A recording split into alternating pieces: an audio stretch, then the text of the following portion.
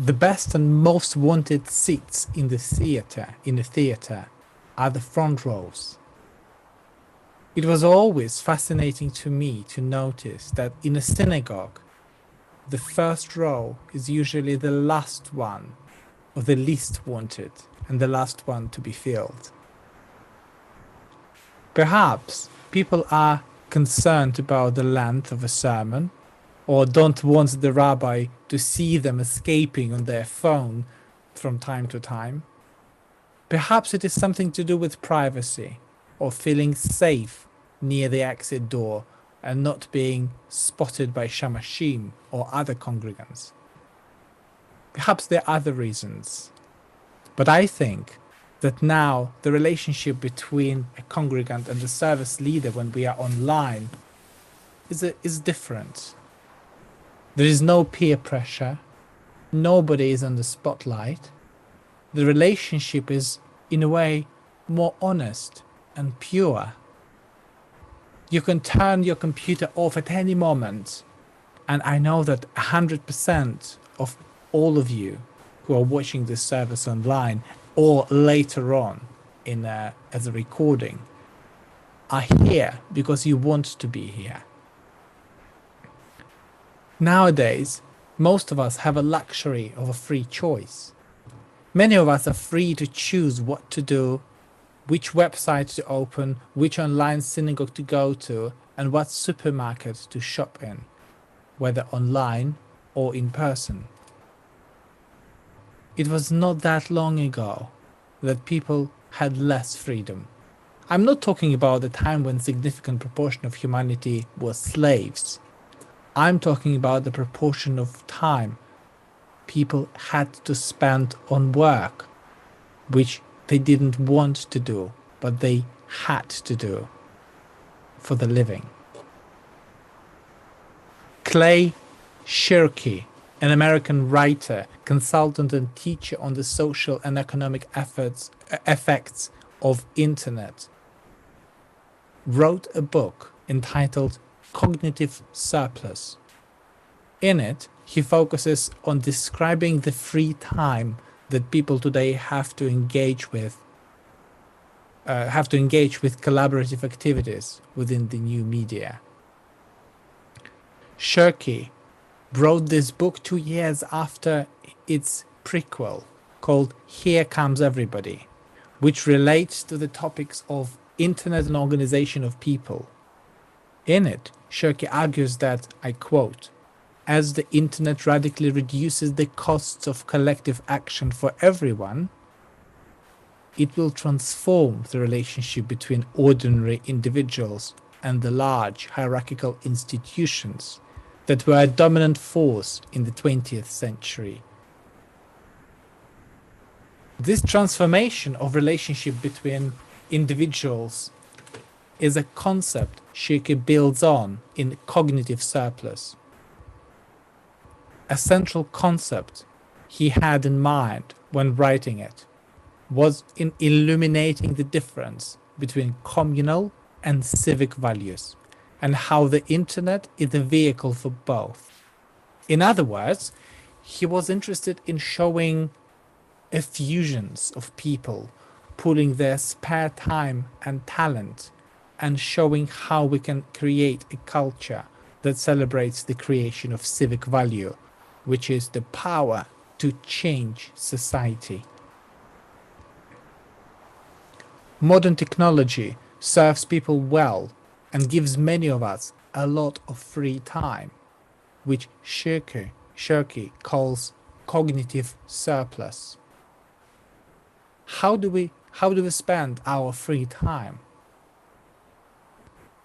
We are learning how to use it more constructively for creative acts and making difference in the society.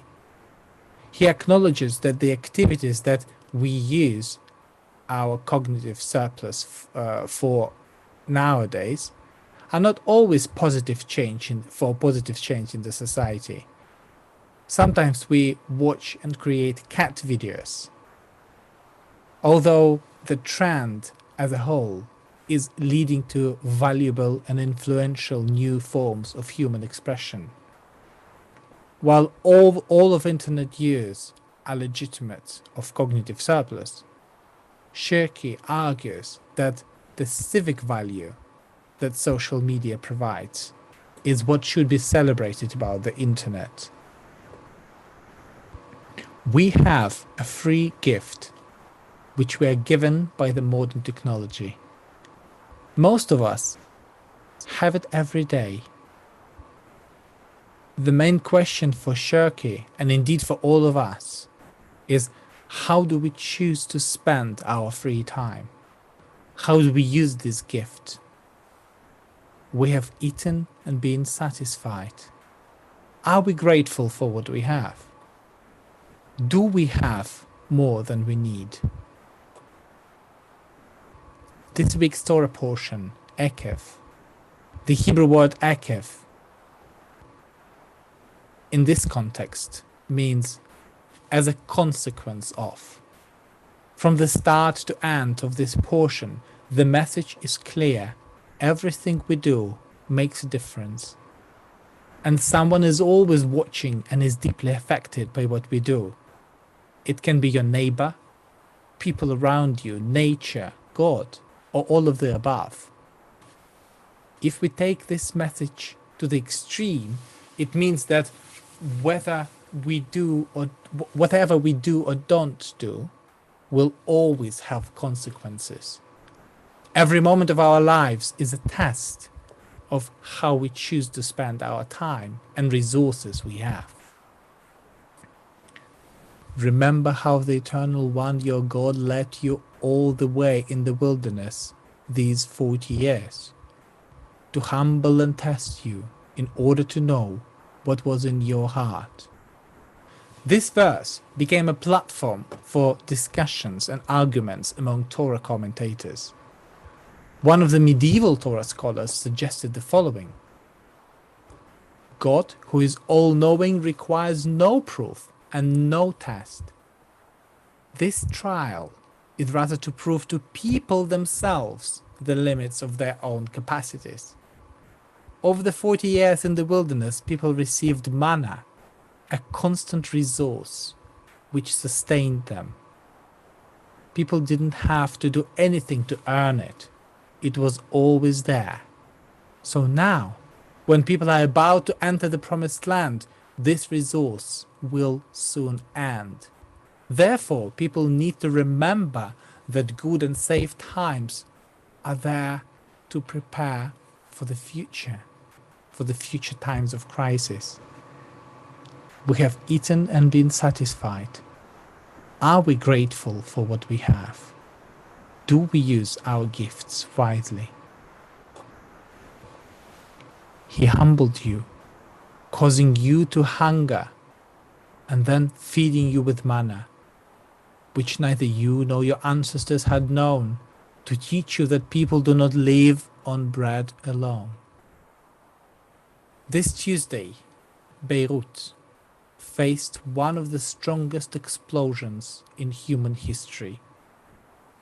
300,000 homeless, at least 135 dead, and food reserves destroyed. It is easy to say not by bread alone for those who have bread reserves.